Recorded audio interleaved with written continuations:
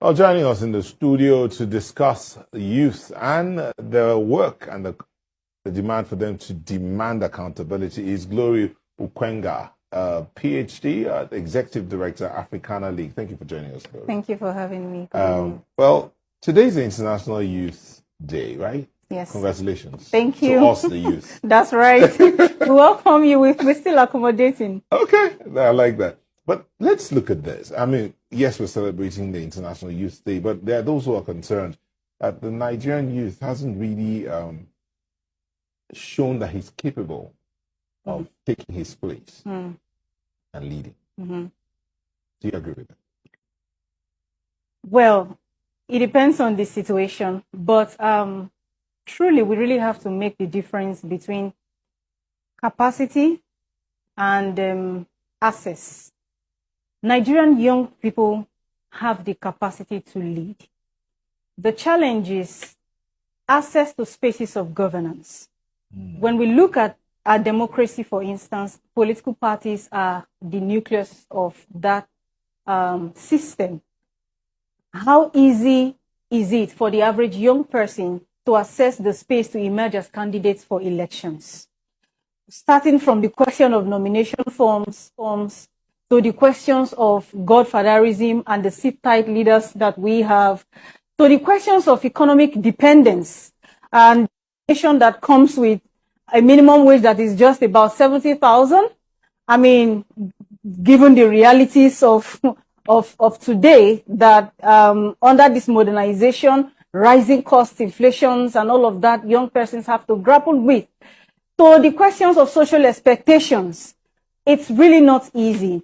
So there is really no functional system of enablement. And in fact, the average young person in Nigeria has to be congratulated for the efforts that they put in, which appears to be what many older generation would think are distractions, but it's really young people finding their alternative means to express themselves on social media, to make money, to survive, to adapt, and still find a voice to express themselves. Okay, I hear you here, but I just want to clarify. You talked about the Nigerian young people with capacity, but no room or no access to governance spaces.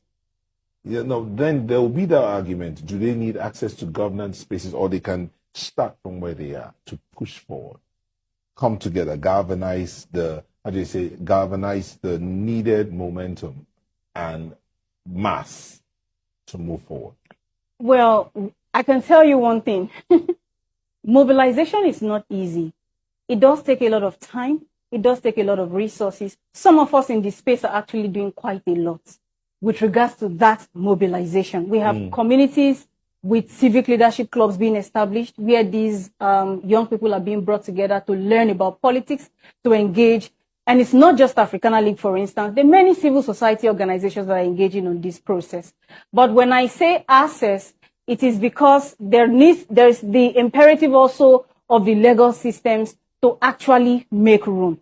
That does not excuse the responsibility of young people. And that's why we continue to do what we do. Because at the end of the day, the onus boils down to us to be able to initiate, to be able to take up the challenge of what we call activism.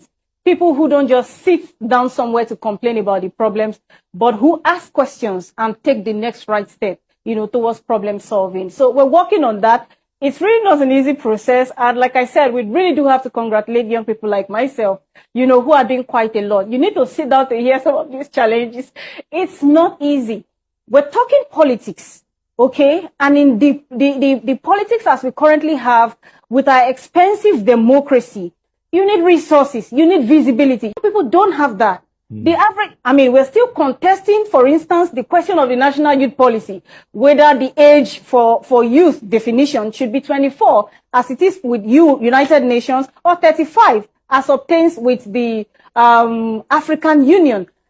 All of this is putting in terms the consideration that the average African youth, and then in our own peculiar case, Nigerian youth, is a late starter given the challenges of resources, the extra motivation they would need to, to access education, to access a lot of things. I was giving an example at a program I was a keynote speaker. You showed it earlier, just recently. I had to stay back 3 years, no admission, but with good JAMB scores, for no reason, that could be explained to me as a citizen. What does that do? It alienates. And it means that I have to walk through depression. I have to walk through my psychosocial composure. I have to walk through grieving the years. In fact, the course of study I eventually chose was different from my own original aspirations because I felt I had lost time. So a lot of young people have to grapple with these things. And at the time that they are grappling with these things, they even lack vocabularies to express what these challenges are. So we really have to be understanding and empathetic to that reality. Why not absolving or excusing the responsibility to do something about our situation? Okay, you know what? We'll just go on a quick break. I was going to ask you about the youth and the young people and the 2027 elections. Right. But you know what? Let me let you go. Let me see if I can grab another young person to answer that question as regards the elections. Thank you so much. We've been speaking with Glory Ukwenga, who's Executive Director of Africana League. Thank you for coming in. And we do hope we can always drag you in to come talk to us. I'll be open. Thank you.